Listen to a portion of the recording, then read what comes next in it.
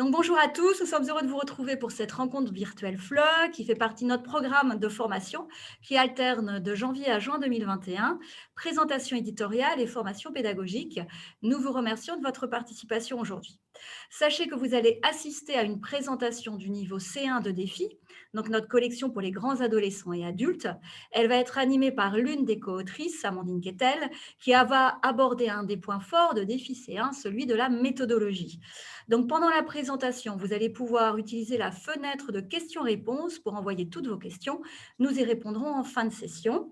Je laisse donc la parole à Amandine Quetel, formatrice indépendante, co-autrice aux éditions Maison des Langues et qui intervient régulièrement pour nous et qui a accepté d'animer cette rencontre virtuelle à la place de Francky Faurite qui était prévue initialement et qui s'excuse de ne pas pouvoir être présente aujourd'hui. Voilà Amandine, je te laisse la parole et on se retrouve en fin de session. À tout à l'heure. Merci beaucoup Séverine. Et bien c'est parti, donc je vais partager directement mon diaporama. Hop, le temps que ça se partage. Merci encore d'être aussi nombreux à chaque fois et de partout. C'est toujours aussi impressionnant, à chaque fois je le dis, mais c'est vrai, de savoir qu'on est écouté un peu partout dans le monde, c'est chouette. Donc effectivement, comme le disait Séverine, notre thématique du jour, c'est de voir comment est-ce qu'on peut enseigner la méthodologie au niveau C1, en se basant du coup sur la méthodologie qui a été créée dans le livre Défi C1, puisque il y a des pages dans chaque unité qui sont vraiment consacrées à la méthodologie, et qui ont été, voilà, enfin, c'est une partie très importante, du livre et je vais revenir aussi sur le pourquoi est-ce que c'est si important au niveau C1, la méthodologie. Donc voilà ce qui va nous occuper cette petite heure. Déjà, on va essayer de définir ce que c'est que la méthodo quoi? La méthodologie, parce qu'il y a plein de enfin, il y a certains dictionnaires qui disent même que le mot méthodologie n'est pas correct. Donc on va essayer de vraiment définir ce que c'est et comment est-ce que ça s'applique à notre contexte de didactique des langues, d'enseignement des langues, et cetera. Comme on parle du niveau C1, je vais rappeler aussi un petit peu ce que sont que les enjeux du niveau C1. Pourquoi est-ce que nos élèves, en général, s'inscrivent dans des cours de niveau C1? Quels sont leurs objectifs et qu'est-ce qui est attendu d'eux? Qu'est-ce que ça signifie vraiment le niveau C1? Et vous allez voir que c'est vraiment très lié à la méthodologie, justement. Ensuite, on va voir comment est-ce qu'on peut enseigner la méthodologie, comment est-ce qu'on peut évaluer cette capacité, je ne sais pas si c'est une capacité, mais comment est-ce qu'on peut évaluer aussi la bonne maîtrise de la méthodologie. Et question un peu bonus, comment est-ce qu'on peut essayer de s'amuser avec la méthodologie? En tout cas, s'amuser, c'est peut-être un grand mot, mais en tout cas, comment est-ce qu'on peut essayer de rendre les moments de cours dédiés à la méthodologie un peu plus ludiques, dynamiques, voilà. On va essayer d'explorer quelques pistes parce que c'est pas toujours marrant en fait d'apprendre à faire une synthèse, par exemple. C'est pas forcément ce qu'il y a de plus drôle, de plus dynamique et de plus ludique. Mais on va voir si on arrive à trouver quelques idées pour faire en sorte que ce soit un peu plus marrant. Heu, bon, marrant, c'est encore un grand mot, je pense, mais on va voir ce qu'on arrive à faire. Alors donc pour commencer, la méthodo quoi? Et on va essayer de définir exactement ce que c'est donc que la méthodologie. Donc, pour ce faire, j'ai simplement ouvert le dictionnaire Larousse et je vous ai copié ici les 3 définitions qui existent. On va les lire ensemble. La méthodologie, c'est d'abord l'étude systématique, par observation de la pratique scientifique, des principes qui la fondent et des méthodes de recherche utilisées. Donc on voit que ça se rapporte vraiment à la pratique scientifique et que c'est essentiellement, l'étude enfin en gros on étudie comment est-ce qu'on fait, comment est-ce qu'on travaille, dans la pratique scientifique, par observation. Donc étudier par observation, les principes, les méthodes de recherche utilisées. Donc ça, c'est intéressant à garder en tête puisque vous allez voir qu'on travaille un peu de cette manière-là, même en didactique des langues. Deuxième définition qui est arrivée dans le dictionnaire, c'était, l'ensemble des méthodes et des techniques d'un domaine particulier. Donc ça nous intéresse aussi, puisque effectivement nous, on est dans un domaine particulier qui est, d'utiliser le français, qui est la langue française et on va l'utiliser, cette langue française, dans plusieurs domaines différents. Quand on arrive au niveau C1, on l'utilise dans les 3 grands domaines qui sont définis par le CECRL, c'est-à-dire le domaine, public, personnel et professionnel. J'en ai oublié un, je crois pas qu'il s'appelle comme ça. Mais en gros, c'est à peu près ça, c'est personnel, public autour de nous et professionnel. Je pense qu'ils ne sont pas écrits comme ça dans le CECRL, mais je suis sûre que vous les avez en tête. Donc, ce qui est intéressant, c'est qu'au niveau C1, on va dans tous les domaines, en fait. On va travailler en C1, on va travailler en français, on va étudier, on va construire des choses, on va peut-être faire des choses scientifiques, des techniques. Enfin, on a besoin vraiment du français dans plein de domaines différents. Et donc, il nous faut avoir aussi les méthodes et les techniques qui correspondent à ce domaine en français. Voilà. Et troisième définition, beaucoup plus simple, c'est la manière de procéder, c'est la méthode. En fait, c'est la méthodologie, c'est la science de la méthode, pour résumer. Alors, si on se base sur notre domaine à nous, qui est la didactique des langues, on pourrait rapprocher éventuellement un peu ce terme de méthodologie d'un terme qui apparaît dans le CECRL, qui est la stratégie, qui sont les stratégies. J'ai repris la définition du CECRL du mot stratégie, c'est tout agencement organisé, finalisé, réglé, d'opérations choisies par un individu pour accomplir une tâche qu'il se donne ou qui se présente à lui. D'accord ? Donc ce qui nous intéresse ici, c'est que c'est vraiment un agencement organisé, finalisé et réglé d'opérations pour accomplir une tâche. Donc ça veut dire que c'est aussi quelque chose à acquérir, ça fait partie des compétences à acquérir, de savoir comment bien choisir les bonnes opérations, les faire dans le bon ordre et les faire correctement pour être capable d'accomplir une tâche qu'on nous donne ou qu'on se donne à soi-même. Ça, peu importe, mais voilà. Voilà pour ce qui est des définitions. Je pense que c'était important de bien rappeler ce que c'est que cette méthodologie, parce que des fois on parle de méthodo, mais on ne sait pas forcément toujours à quoi ça correspond. Un petit rappel, alors peut-être plus pour ceux qui ne sont pas français ou francophones natifs, disons, dans les universités françaises, je suppose que c'est la même chose dans plein d'universités, pas forcément qu'en France, mais dans les universités françaises, il y a directement des cours de méthodologie universitaire pour apprendre justement à la recherche universitaire, pour apprendre à rédiger certains écrits universitaires qui sont un peu spécifiques, comment est-ce qu'on rédige un mémoire universitaire, comment est-ce qu'on rédige une thèse, un essai, etc. Donc c'est vraiment la méthodologie, c'est quelque chose qui s'apprend et c'est pas spécifique à la didactique des langues, c'est quelque chose de plus général. Mais aussi, lorsqu'on apprend une langue, il faut bien sûr, je l'ai déjà dit, acquérir la méthodologie qui va avec les tâches qui nous incombent. Alors, si on relie maintenant tout ça au niveau C1. Le niveau C1, on l'a répété tout à l'heure, c'est un niveau qui est très ambitieux, si on peut dire, qui est très demandant. C'est ce qu'on appelle, dans le CECR, encore une fois, c'est ce qu'on appelle le niveau autonome. Vous savez, chaque niveau du CECR a un mot qui lui est attribué, et le C1, c'est le niveau autonome. D'accord ? Donc, pour être autonome dans la maîtrise de la langue et pour être autonome dans la vie, il faut savoir comment faire. Il faut savoir pas seulement maîtriser les règles de langue, les règles de grammaire, etc., mais aussi savoir comment bien utiliser les bonnes ressources au bon moment, dans le bon ordre, donc avoir la méthode, donc avoir étudié la méthodologie pour être capable de réaliser les tâches. J'ai fait une petite capture d'écran des tableaux du CECRL dans lequel on récapitule pour chaque niveau ce que les locuteurs doivent être capables de faire.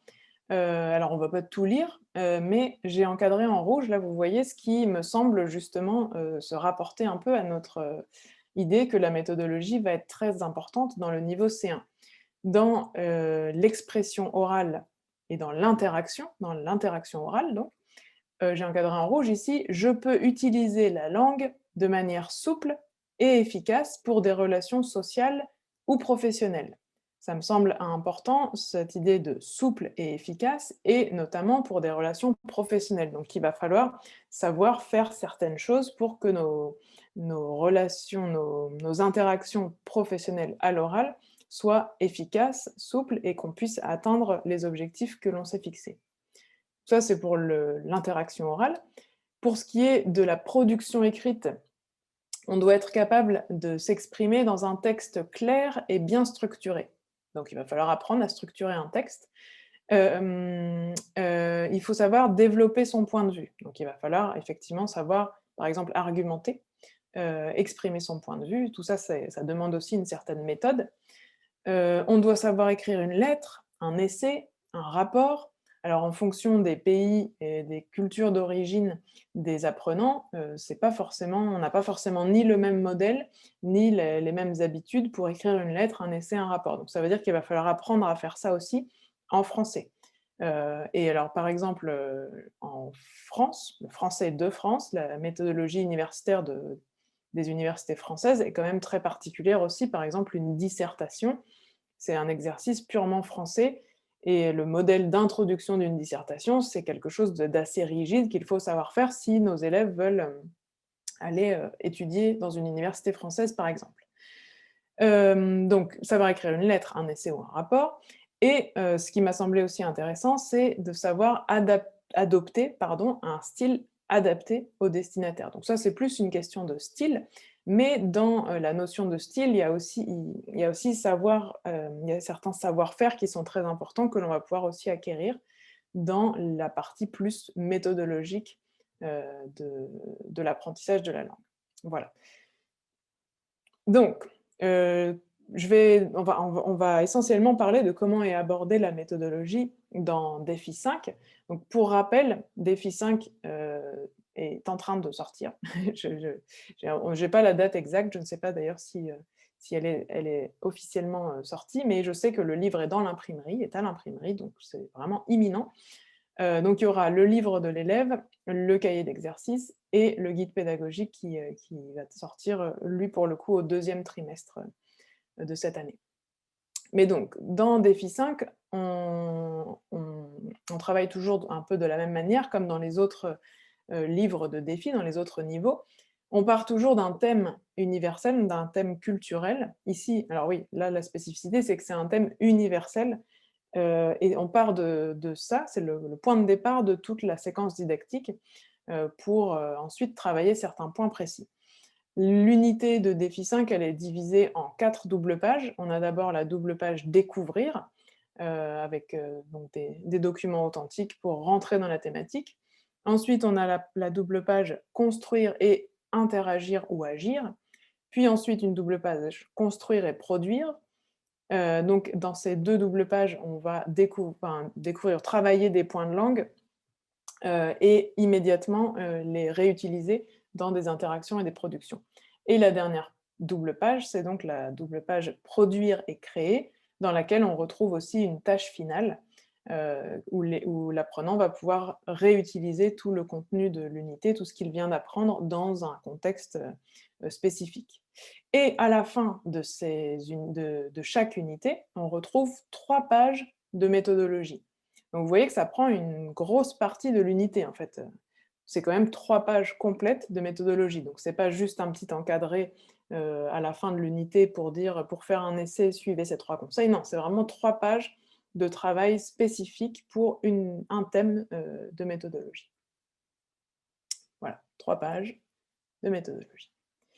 Alors, la méthodologie a été pensée pour qui? Parce que tout à l'heure, je vous ai parlé de personnes qui souhaiteraient éventuellement étudier dans une université française ou francophone, de professionnels, de scientifiques, bon, il faut bien se dire que ces pages de méthodologie, elles ont été pensées pour que ça puisse intéresser, tout le monde, en fait. Que ce soit des adultes ou des grands adolescents, puisque Défi 5 peut aussi être utilisé pour des grands adolescents, de lycée, par exemple, oui, c'est ça, de l'âge du lycée, qui serait déjà arrivé à un niveau C1. Donc, voilà, il y a plein de thématiques différentes dans la méthodologie qui vont pouvoir intéresser ces personnes-là. Et ça peut intéresser des professionnels, donc c'est-à-dire des personnes qui apprennent le français pour l'utiliser dans un contexte professionnel, mais aussi des personnes qui vont utiliser le français dans un contexte plutôt universitaire, d'étudiants, et cetera. Mais en fait, pour tous les contextes, parce que vous allez voir, les thématiques qui ont été choisies pour la méthodologie sont vraiment très, très diverses. Et c'est grâce à ça qu'on va sans doute pouvoir trouver un peu des solutions pour, faire en sorte de travailler la méthodologie de manière peut-être un peu plus dynamique et ludique que dans d'autres circonstances. Alors j'ai récapitulé ici les 12, j'ai pas compté, mais il doit bien y en avoir 12, thématiques de méthodologie qui existent. dans Défi 5. Donc on peut les classer dans 3 catégories différentes. Il y a d'abord ce qu'on peut appeler les productions diverses et c'est ça qui va essentiellement servir un peu à tout le monde. Par exemple, savoir prendre des notes en français. Ça va servir à tout le monde, quel que soit son contexte. En fait, on a toujours besoin de pouvoir prendre des notes à un moment donné. Faire une carte mentale. Moi, je fais des cartes mentales à toutes les sauces dans ma vie personnelle comme dans ma vie professionnelle, donc ça me servirait. Faire une présentation orale avec un support, c'est ce que je suis en train de faire. J'ai fabriqué un support et je fais une présentation orale.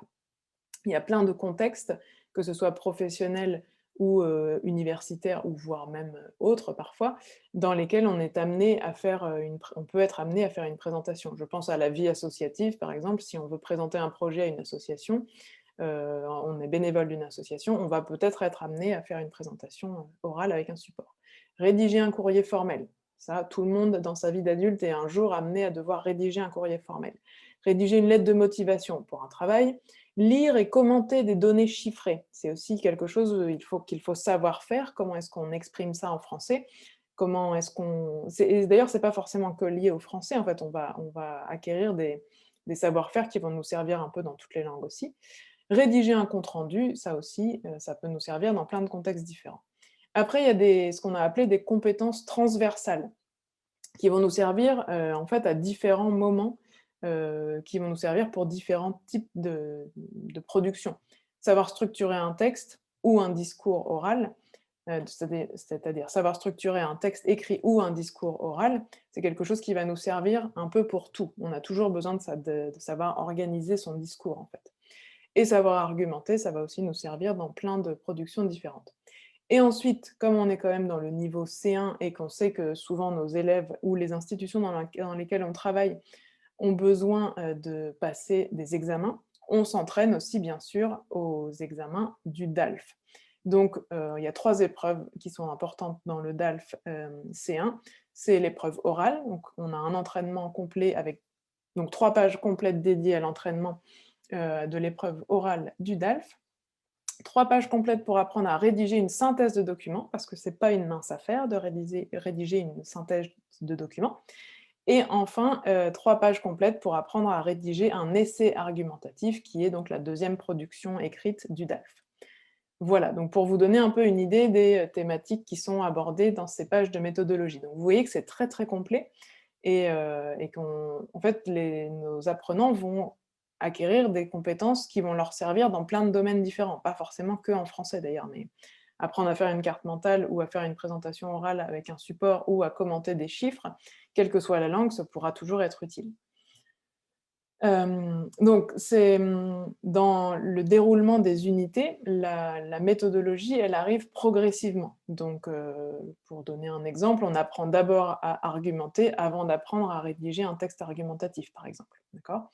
Hem, le lien avec l'unité, les pages de méthodologie sont en lien avec l'unité puisque les documents continuent à traiter de la thématique que l'on vient de voir dans l'unité. Donc il y a un rapport entre enfin, c'est intéressant de faire les pages de l'unité pardon, c'est intéressant de faire les pages de méthodologie, en lien avec l'unité qu'on est en train de travailler, pour rester dans la même, thématique. Donc, maintenant qu'on a vu un peu toutes les différentes thématiques qui sont abordées, reste à voir maintenant comment est-ce qu'on fait concrètement pour enseigner la méthodologie. Donc voilà comment c'est proposé dans Défi. C'est vraiment pensé comme une recette de cuisine. Pour faire une recette de cuisine, il nous faut des ingrédients, donc la grammaire, le vocabulaire, le lexique, vocabulaire et lexique, c'est la même chose. La grammaire, le lexique, la phonétique, tous les éléments linguistiques, communicatifs, etc. Et une procédure pour savoir agencer un peu tout ça. C'est indissociable. Les 2 choses sont indissociables. Mais en français, pour l'enseignement de la langue, on n'a pas forcément un Thermomix ou un mixeur ou un appareil qui nous permette de tout mettre dedans et que ça fonctionne tout seul. Ça, malheureusement, ça n'existe pas encore tout fait. Donc il faut apprendre à cuisiner, il faut apprendre à faire notre petite recette correctement en suivant les bonnes étapes au bon moment et en mettant les ingrédients nécessaires au bon moment, au bon endroit, de la bonne manière. Donc voilà comment a été imaginée la méthodologie pour ce niveau C1. Donc, comment est-ce qu'on fait?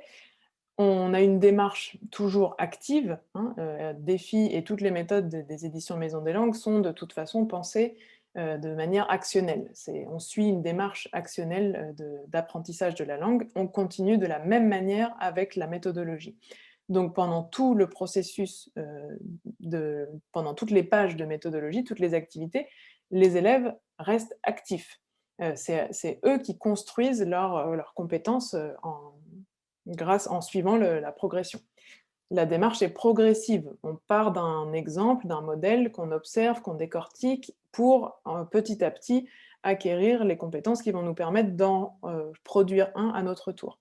C'est guidé, vraiment, c'est, à suivre étape par étape et il y a beaucoup de petits encadrés ou d'éléments qui vont aider, nos élèves.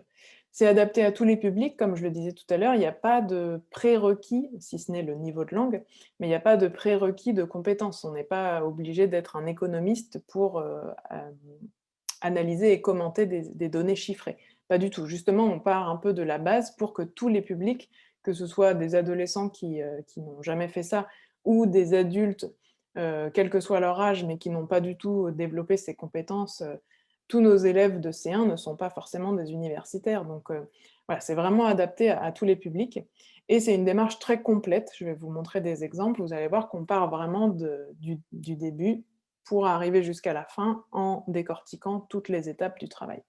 Donc pour nous aussi, enseignants, je trouve que c'est très intéressant et vraiment bien pensé puisque moi, je ne suis pas du tout une spécialiste, par exemple, du commentaire de données chiffrées. Donc je suis prof de français, je suis pas forcément spécialisée là-dedans. Donc le livre va justement nous aider, la démarche, présentée dans Défi C1 va vraiment nous aider à avoir les bons conseils, à pouvoir trouver les bons conseils et à aider nos élèves. Je vais vous montrer 2 exemples de démarches, donc 2 exemples de séquences de méthodologie tirées de Défi C1 pour que vous voyez un petit peu comment c'est pensé et comment ça fonctionne. Donc j'ai choisi justement lire et commenter des données chiffrées, parce que je trouve que cette, thématique est «originale» entre guillemets. C'est pas forcément la première thématique à laquelle on pense, dans un livre de français. Donc si vous regardez bien, alors je sais que vous pouvez pas lire, la capture d'écran est petite, mais c'est pour voir un peu les étapes en fait. On commence le travail par, observer un document écrit. Donc on observe en fait un genre de modèle, heu, où on a des commentaires sur des données chiffrées. On observe un document et on a bien sûr plein de questions, progressives pour comprendre, le document. Donc c'est vraiment un travail de compréhension, écrite du document, mais toujours orienté vers la manière de faire. Deuxième étape, on va observer un autre document, cette fois oral, donc un document audio, avec aussi quelques questions pour vérifier la compréhension et pour orienter, pour guider nos élèves vers l'observation de la manière de faire. Et là, par exemple, alors je sais que vous ne pouvez pas lire, mais on a par exemple une question où on leur propose de se référer à la transcription, une fois que la phase de compréhension globale est faite, pour justement, identifier les manières de faire et certains points précis. Troisième étape, on a tout un travail sur le lexique, puisqu'il y a beaucoup de lexique à acquérir pour être capable de commenter des données chiffrées. Il faut être capable de parler de taux, de parts, de répartition, de nombres, de augmentation, diminution et de points. Enfin, il y a plein de choses, plein de lexique, précis à s'approprier pour pouvoir le réutiliser correctement. Donc on a, quelques activités sur le lexique et si je tourne la page, on a une colonne avec du lexique. En fait, on donne du lexique aux élèves pour qu'ils puissent, le mémoriser et petit à petit le réutiliser. Donc vous voyez ici, enfin vous ne voyez pas, mais je vous le dis, ce lexique est vraiment organisé, par objectif en fait. Par exemple, si on veut préciser la source et le champ de l'étude, on a toutes ces expressions. Si on veut faire référence à un document, si on veut indiquer et reformuler un chiffre, indiquer une part ou une répartition, comparer, et cetera, et cetera. Voilà, les élèves ont ici tout le lexique dont ils pourraient avoir besoin. C'est du lexique qui est apparu dans les 2 documents, précédents. Alors pas tout bien sûr, mais en partie ce sont des choses qu'ils peuvent déjà connaître parce qu'ils viennent de les découvrir dans les documents. mais on l'enrichit, on leur donne plus de possibilités. 5e étape, c'est l'étape d'application. Donc cette fois, on va proposer aux élèves de faire leurs propres commentaires de données chiffrées. Et vous voyez que c'est vraiment, je parlais de recettes de cuisine tout à l'heure pour vous donner une image, mais c'est vraiment fait de cette manière-là. On leur dit, vous allez rédiger un commentaire des documents ci-dessous, donc vous voyez qu'il y a 2 graphiques, en respectant les étapes et les conseils suivants. Et on a 1, 2, 3, 4 étapes très détaillées, avec d'abord observer les graphiques, analyser les graphiques, sélectionner les données qui vous semblent remarquables, puis rédiger votre commentaire. Et pour chaque étape, on leur donne énormément de conseils et d'informations pour qu'ils puissent le faire le mieux possible. Donc on est parti d'un modèle, on a observé, analysé les modèles, on a appris du vocabulaire qui allait nous servir, et maintenant on nous explique comment reproduire, comment faire à notre tour un commentaire de données chiffrées. Okay, un deuxième exemple, là c'est un exemple vraiment typique du DALF. Alors ils ont changé aujourd'hui les logos des examens DELF et DALF, je n'ai pas eu le temps de les mettre à jour, mais vous connaissez tous le DALF, je pense. Donc ici, notre objectif, c'est de rédiger un essai argumentatif. Donc, de la même manière, alors là, c'est un tout petit peu différent ici, puisque un essai argumentatif, c'est pas forcément clair pour tout le monde. Qu'est-ce que c'est qu'un essai argumentatif? Donc on commence par définir ce que c'est qu'un essai argumentatif, et pour ça, on va s'appuyer aussi sur la grille d'évaluation de l'épreuve, parce que autant que les élèves sachent tout de suite sur quoi ils vont être évalués, qu'est-ce qui est demandé, qu'est-ce qui est attendu de leur part. Donc on consulte la grille d'évaluation de l'épreuve et voilà, on définit exactement quel est le type de production attendu. Okay, deuxième étape, là, bien sûr, on observe un modèle ou des modèles. D'accord ? Donc de la même manière que tout à l'heure, on commence par comprendre le document, puis on va ensuite s'arrêter à certains détails. On va regarder par exemple la mise en page, comment est structuré le texte, quels sont les connecteurs qui ont été utilisés, le ton, le registre de la langue, on les amène à analyser vraiment en détail les modèles. Ensuite, troisième étape, on leur donne des informations, donc c'est un petit encadré qui s'appelle « À savoir », pour qu'ils puissent connaître les différents types de textes.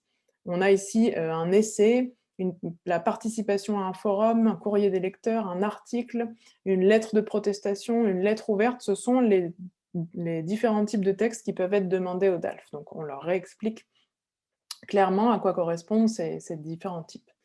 Le modèle qu'ils vont observer, donc c'est le modèle qu'ils viennent d'analyser, mais vous voyez qu'on a un modèle complet, donc un exemple en fait de production. Et ensuite, quatrième étape, ils sont capables maintenant de rédiger à leur tour un essai argumentatif. De la même manière que tout à l'heure, on a la consigne, et ensuite on a tout le travail divisé en étapes. Donc analyser la consigne, préparer le plan de votre texte argumentatif, puis rédiger le texte argumentatif. Et on a ici un petit encadré en plus, qui sont des conseils sur, par exemple, ici, la gestion du temps. Donc on leur propose une répartition du temps, par exemple 5 minutes pour lire et comprendre la consigne, 10-15 minutes pour faire leur plan, entre 35 et 40 minutes pour rédiger, et surtout garder au moins 5 minutes pour bien relire. Voilà, c'est des indications, mais ça peut les aider à s'entraîner et à s'organiser, surtout pour un public qui n'a pas forcément l'habitude de faire des examens de ce type-là, puisque tous les élèves qui passent le DALF ne sont pas forcément, je répète, des universitaires ou des personnes habituées à ce type d'examen, d'écrit, etc. D'ailleurs, on dit beaucoup que si des francophones, si moi je passe le DALF aujourd'hui, je ne suis pas sûre de l'avoir si je ne m'entraîne pas à la méthodologie, en fait, notamment pour la synthèse de documents, qui est un exercice très particulier. Je ne suis pas sûre, si je vais m'inscrire demain à l'examen et que je ne regarde pas du tout comment on fait une synthèse de documents, d'obtenir mon DALF. Donc voilà, c'est vraiment très spécifique. Dans la mise en pratique, j'ai zoomé un petit peu pour que vous voyiez bien. Donc, comme je vous disais, c'est réparti en étapes, c'est vraiment décortiqué en étapes. C'est vraiment à ce moment-là qu'on peut parler de recettes de cuisine. Vous voyez que lorsqu'on leur dit analyser la consigne, on leur propose des questions. Quels sont les mots-clés? De quoi est-ce que vous devez parler? Qui êtes-vous? À qui écrivez-vous? Dans quel contexte? En quoi la dernière phrase de la consigne peut-elle guider la production, et cetera. Voilà, on leur demande vraiment d'analyser la consigne et on leur propose des indications pour bien l'analyser. De la même manière, pour préparer le plan du texte, on leur donne encore des conseils et des idées, et de la même manière pour la rédaction. Donc vous voyez que c'est vraiment très, très détaillé. Donc c'est après avoir déjà observé un modèle, après avoir analysé la structure du modèle, ils font la mise en pratique, mais on ne part pas du tout de zéro. C'est très, très guidé. Dans toutes les pages de méthodologie, il y a des petits encadrés comme ça d'aide à la production.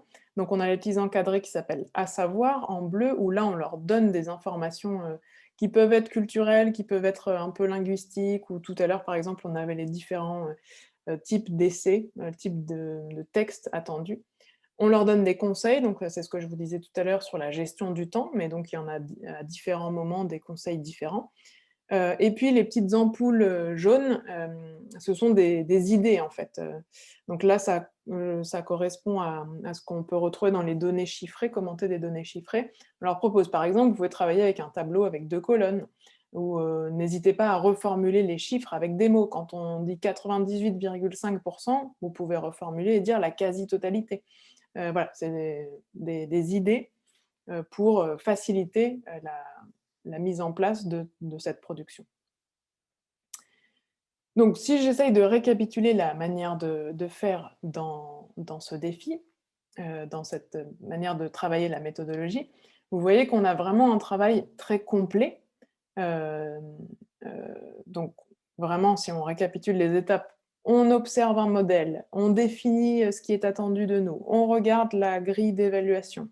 Hem Voilà, on décortique tout ça, on apprend du vocabulaire, ou en tout cas on récapitule du vocabulaire qui va nous être utile, des structures qui vont nous être utiles, des informations utiles, pour ensuite, pour ensuite produire quelque chose à notre tour, en suivant tout un tas de conseils. Donc c'est vraiment pas, une parenthèse dans le travail du C1, c'est pas du bonus, c'est pas quelque chose qu'on va pouvoir faire parce qu'il reste 5 minutes à la fin d'un cours. C'est vraiment un travail sur le long cours, sur lequel on va pouvoir, auquel on va devoir et pouvoir consacrer, du temps. En fait, on peut imaginer que ces 3 pages de méthodologie, on va avoir besoin de pas mal de temps pour les faire en classe. Alors c'est pas forcément toujours d'ailleurs pertinent de le faire en classe avec les élèves, il y a certaines parties qui pourront être intéressantes à ce qu'ils les travaillent en autonomie, chez eux dans un temps libre. Mais, comme la démarche est vraiment actionnelle, c'est intéressant quand même d'en faire certaines parties en classe pour favoriser les échanges, être sûr que les élèves, saisissent bien les différentes, parties. Et je le répète, je l'ai déjà dit, mais je le répète parce que je trouve que c'est un point important, pour avoir enseigné pas mal de niveau C1, tous nos élèves ne sont pas intéressés par le DALF, donc ça, c'est quelque chose à garder en tête. Tous nos les élèves n'ont pas forcément fait des hautes études, même s'ils ont un très bon niveau de français, ils ne sont pas forcément habitués au à ce type de production. Donc là, les conseils et la méthodologie est vraiment adaptée à tout type de public. Et pour avoir aussi beaucoup travaillé avec des élèves qui étaient dans des lycées français et qui donc à 15 ans, donc oui, ils étaient en première, donc à 15 ans, ils devaient passer le DALF C1.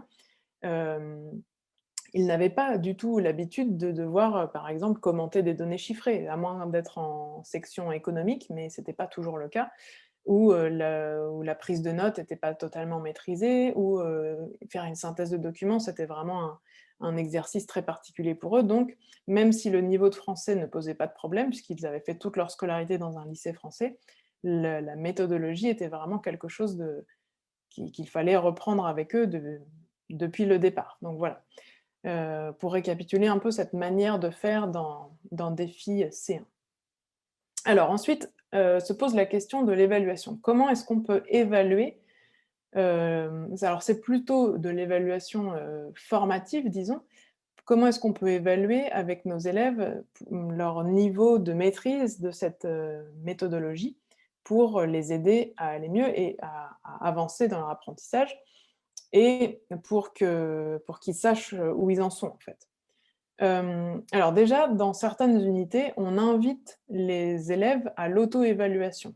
J'ai pris un exemple de l'unité 5, justement où on les aide à faire une présentation à l'oral, on leur apprend à faire une présentation à l'oral, on commence par définir ce que c'est qu'une bonne présentation à l'oral. Donc en petits groupes, on les invite à établir une liste des caractéristiques d'une bonne présentation à l'oral. Donc c'est eux qui vont établir en fait les critères de ce que c'est qu'une bonne présentation orale pour eux. Donc on leur donne quelques pistes, est-ce que ça va être le contenu, la structure, la langue, l'attitude, etc., la voix, etc., etc. Ils doivent faire une liste et la mettre en commun ensuite en classe. Puis, c'est à eux d'élaborer une grille d'évaluation. D'accord? Donc ça, c'est intéressant parce que ça va les obliger à réfléchir à qu'est-ce qui fait une bonne présentation orale, et puisque les critères vont venir d'eux, il n'y aura pas vraiment d'excuses pour qu'ils ne les respectent pas. C'est toujours un peu plus facile à porter comme ça. Donc on leur propose vraiment dans les premières étapes, dans la première étape, d'élaborer une grille d'évaluation. Et à la fin, lorsqu'ils en sont à la partie de production, donc ils observent bien sûr un exemple de présentation orale, etc. Ils apprennent à la faire. Et à la fin, lorsqu'ils vont faire leur présentation devant la classe, on leur propose de se noter entre eux, de s'évaluer entre eux avec la grille d'évaluation qu'ils auront préparée au début de ce processus. Et on les invite aussi à s'auto-évaluer, donc à s'évaluer entre pairs, entre élèves, et aussi à s'auto-évaluer. Donc ça, c'est quelque chose qu'on peut facilement, alors facilement, le mot est peut-être mal choisi, mais c'est quelque chose que l'on peut mettre en place avec les élèves régulièrement. Alors, pour la présentation orale, c'est un peu plus facile parce qu'on a tous été spectateurs un jour d'une présentation orale, quelle qu'elle soit, que ce soit une conférence ou un discours un discours politique, voilà, en ce moment, on a beaucoup de discours politiques régulièrement pour nous dire ce qu'on a le droit de faire ou pas le droit de faire. C'est une présentation orale. Donc, qu'est-ce qui nous plaît ou nous plaît pas dans cette présentation orale? C'est un peu plus facile pour les élèves d'avoir déjà un avis. Pour commenter des données chiffrées, par exemple, ça va être moins pertinent. C'est intéressant, je trouve aussi, de leur montrer très rapidement les grilles d'évaluation du DALF, si ce sont des élèves qui vont se préparer au DALF, pour savoir ce qui est attendu d'eux et qu'ils puissent faire leur présentation en tenant déjà compte, en fait, de ces critères. Donc, quelques conseils pour évaluer. Déjà, donc, élaborer les grilles de critères, c'est clair, donc on l'a vu avec les élèves, mais pour nous aussi, en fait, quand on va évaluer une production des élèves, il faut qu'on élabore une grille de critères. On ne va pas mettre une note comme ça au hasard. Bon, ça paraît évident, mais... Et en fait, quand on élabore notre grille de critères, il va falloir qu'on évalue des compétences, et pas des connaissances. On ne va pas évaluer leur niveau de connaissance des données chiffrées, par exemple.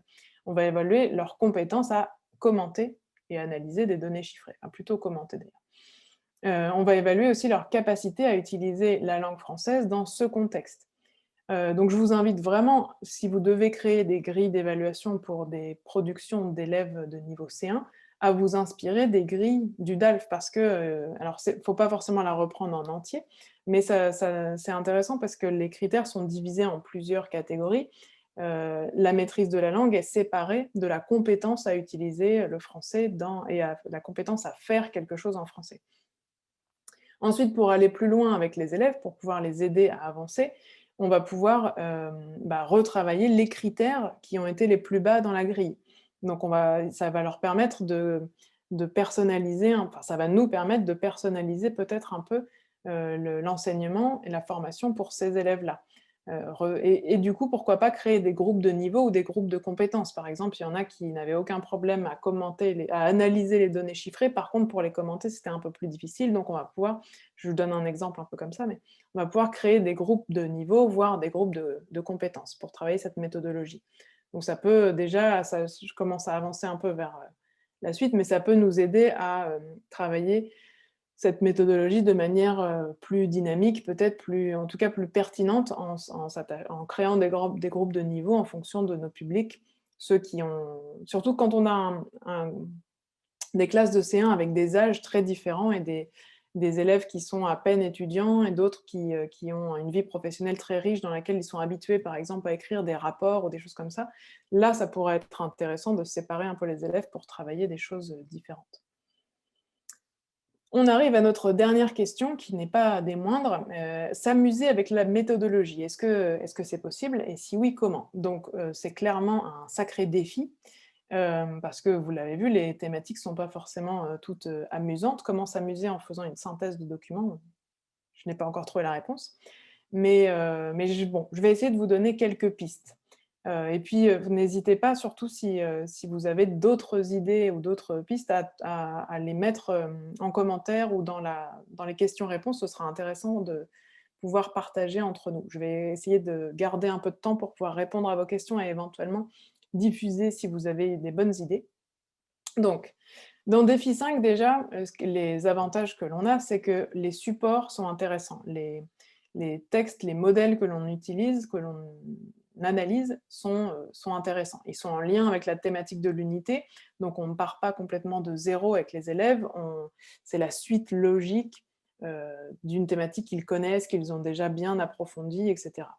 La démarche est active. Les élèves ne sont pas en train de recevoir un cours de méthodologie, mais c'est eux qui fabriquent leur stratégie, en fait. Et l'apprenant est régulièrement valorisé puisqu'on on le guide tellement que ce serait quand même, ce sera difficile pour lui d'échouer, en fait.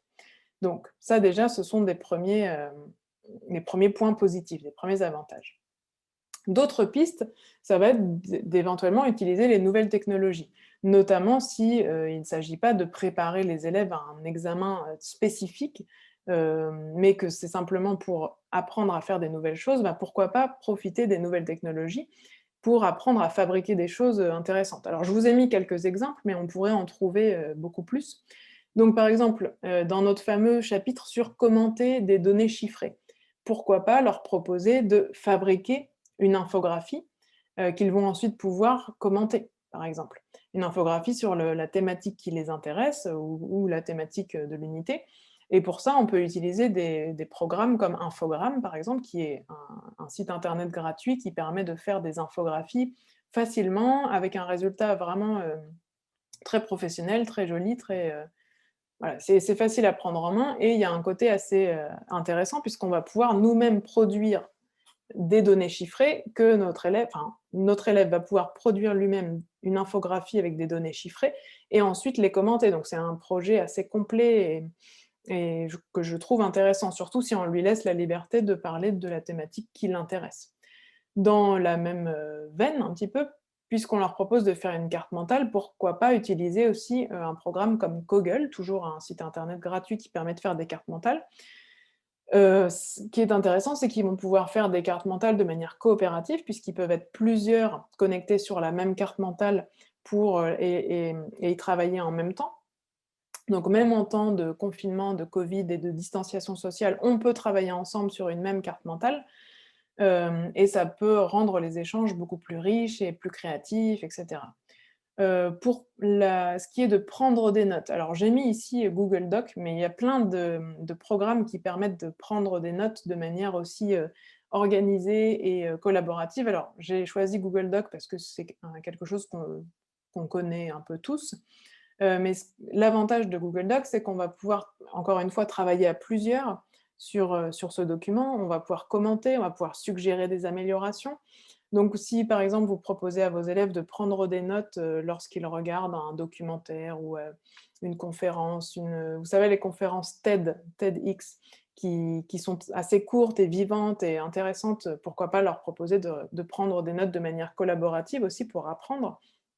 Donc Google Doc, après il y a plein d'autres, heu, programmes qui existent. Moi j'utilise beaucoup, Notion par exemple, ou Notion, je suppose que ça se dit, qui est aussi gratuit sur internet ou Trello, ou enfin il y a plein de choses qui vont nous permettre de prendre des notes et pourquoi pas aussi prendre des notes sous forme de carte mentale puisqu'on y est.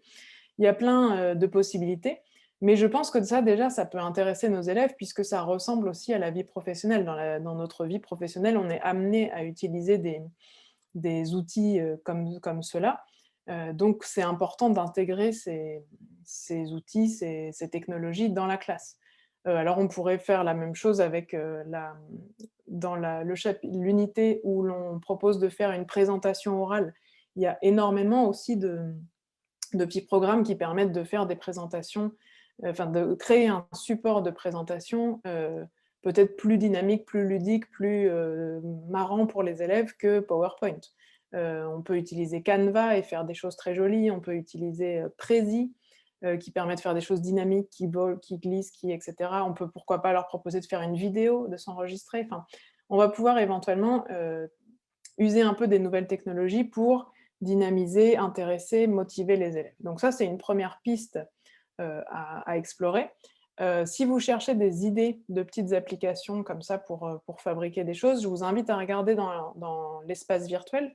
Dans la section formation, il y a une section qui s'appelle les outils TIS, dans laquelle vous allez retrouver par exemple Infogrames et Kaggle et plein d'autres, et qui vont vous... Pour chaque outil, il y a un mode d'emploi, un tutoriel, et des exemples de production et des exemples d'activités. Donc ça va vous donner des idées pour lier en fait ces pages de méthodologie et ces objectifs de méthodologie à des outils technologiques pour éventuellement rendre les choses plus ludiques, plus dynamiques, etc. En tout cas, plus authentique. Moi, je le trouve que c'est aussi plus authentique, puisque, comme je le disais, dans nos vraies vies, sorties de la classe de français, dans nos vies professionnelles, lorsqu'on monte un projet, lorsqu'on fait des choses, on est amené à utiliser ce genre d'outils, et encore plus aujourd'hui où on ne peut pas vraiment se réunir en présentiel. Donc voilà, autant les intégrer dans les cours de français aussi.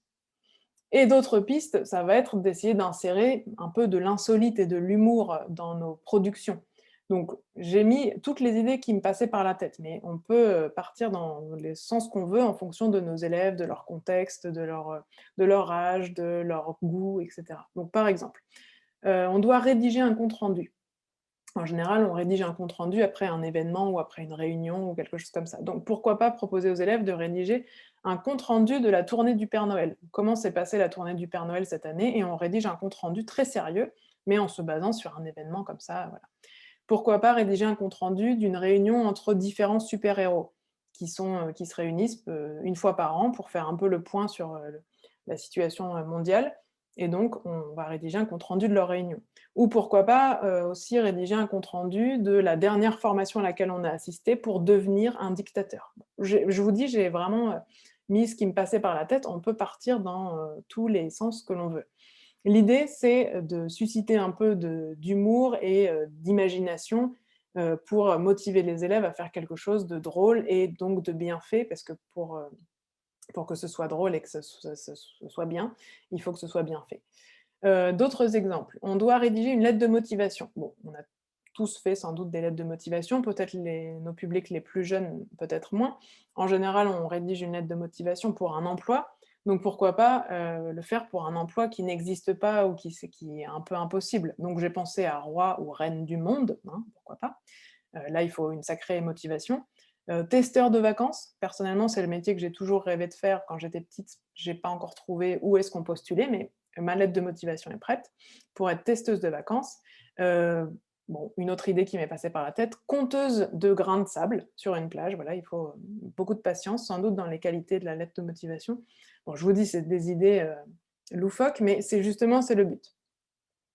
Rédiger un courrier formel. En général, on réclame ou on se plaint dans les exemples de courrier formel. Donc, pourquoi pas réclamer une place de parking pour une soucoupe volante dans une copropriété ou dans une entreprise.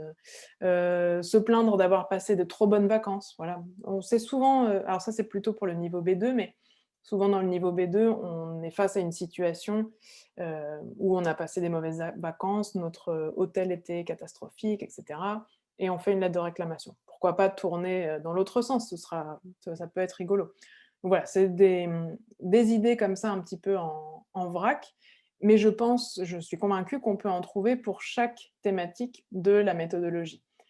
Donc si nos élèves ne sont pas dans un contexte trop académique, très sérieux, ou qu'ils préparent vraiment si vraiment ils ont besoin de rédiger une vraie lettre de motivation, autant qu'ils le fassent pour leur propre contexte. Mais si on a un peu plus de marge et qu'on peut faire des choses un peu originales, voilà, n'hésitez pas à vous creuser un peu la tête ou à regarder ce qui existe. J'ai déjà vu des élèves écrire des lettres, des adultes, hein, écrire des lettres au Père Noël ou des lettres de réclamation au Père Noël, assez géniales, et ils étaient hyper fiers de ce qu'ils avaient écrit parce que c'était beau, il y avait un côté un peu poétique.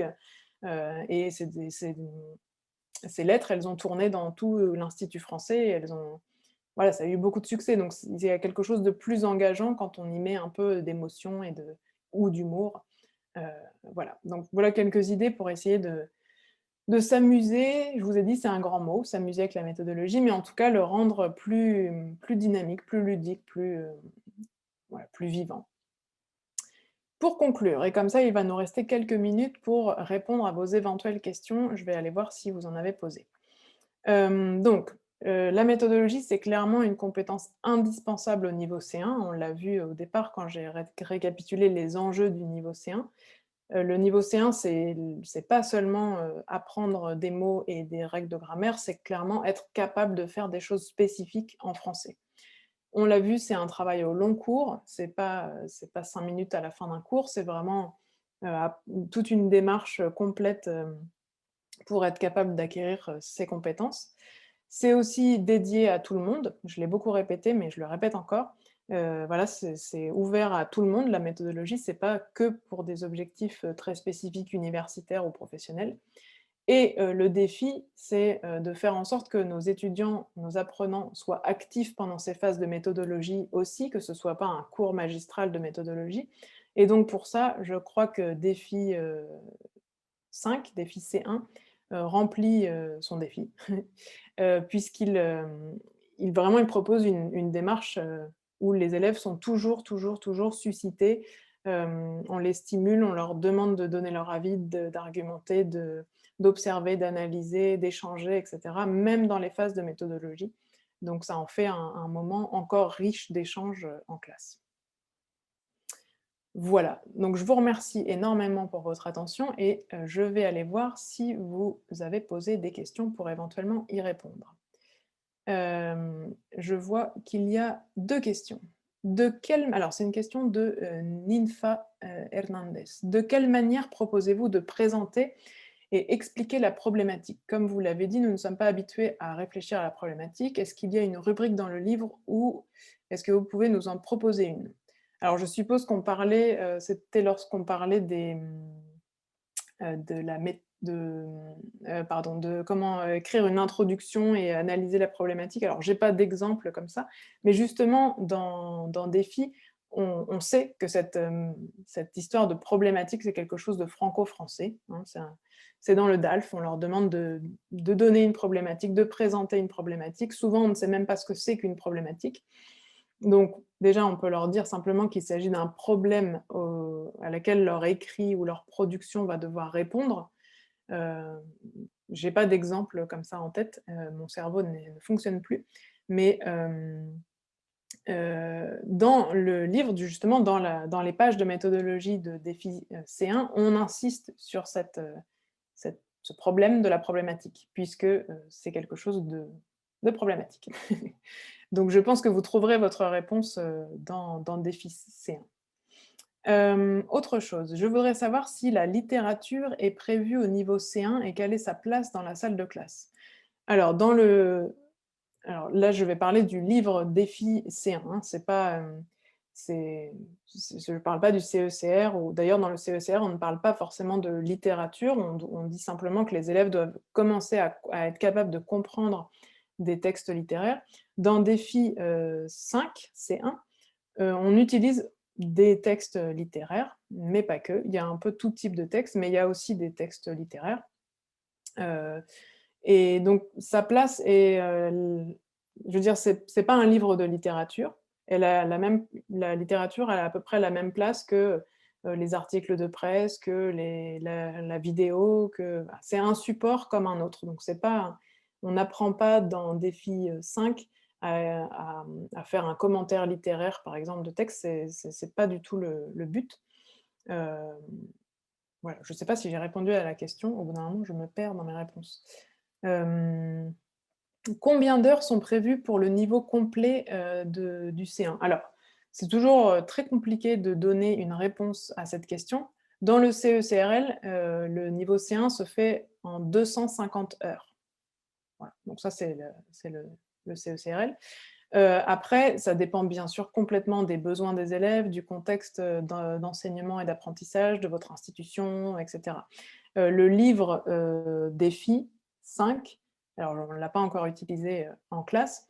Il y a 12 unités, je pense qu'on peut largement passer, 10 heures, voire plus par unité. Bon, c'est très compliqué de vous donner un chiffre, mais en tout cas, voilà, gardez en tête que le CECRL, propose, indique 250 heures pour, du début à la fin du niveau C1, pour pouvoir ensuite attaquer éventuellement le niveau C2. Je crois qu'il n'y a pas d'autres questions. Je vois que Séverine est réapparue. Oui, donc non, on a eu pas mal de questions pendant ton intervention, mais c'est vrai que celles qui nous ont semblé les plus intéressantes à partager avec tout le monde, on te les a transmises et tu viens d'y répondre. Donc, juste dire que quand on va réactiver le chat, je vais indiquer le lien vers le produit Défi 5 sur notre site internet. Et lorsque vous allez aller sur l'onglet extrait et complément, vous y retrouverez le sommaire et une unité modèle. Voilà, et pour toutes les personnes qui nous ont demandé, là je peux leur envoyer, une date approximative de disponibilité du C1. Donc, sachez que calculez le temps que voilà, ça arrive dans vos pays. Au mois de mai, vous devriez trouver le livre de l'élève et plutôt début mai, livre de l'élève, plutôt fin mai, cahier d'exercice. D'accord? Et pour ce qui est de la mise en ligne sur l'espace virtuel, on vous tiendra informé via nos newsletters lorsque la version, donc livre plus cahier en version numérique sera disponible sur l'espace virtuel. Voilà, bon bah écoute, merci beaucoup Amandine, de nouveau d'avoir accepté d'intervenir aujourd'hui.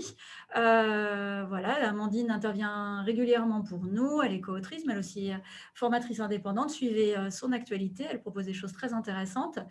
Donc voilà, je vous envoie le lien et puis je vous dis à bientôt. On se retrouve pour les prochains événements. Sachez que voilà, si vous souhaitez connaître notre prochaine rencontre virtuelle, vous trouvez toutes les informations sur notre site. Je vais vous le rappeler aussi dans le chat. D'accord? Donc voilà, merci. Bonne journée, bonne soirée à tous. Cela dépend d'où vous êtes connectés. Merci encore d'avoir pris le temps d'être avec nous aujourd'hui. Et puis, on se quitte en musique et j'espère qu'on se reverra bientôt en ligne dans les semaines à venir. À bientôt. Merci beaucoup Séverine. À toi.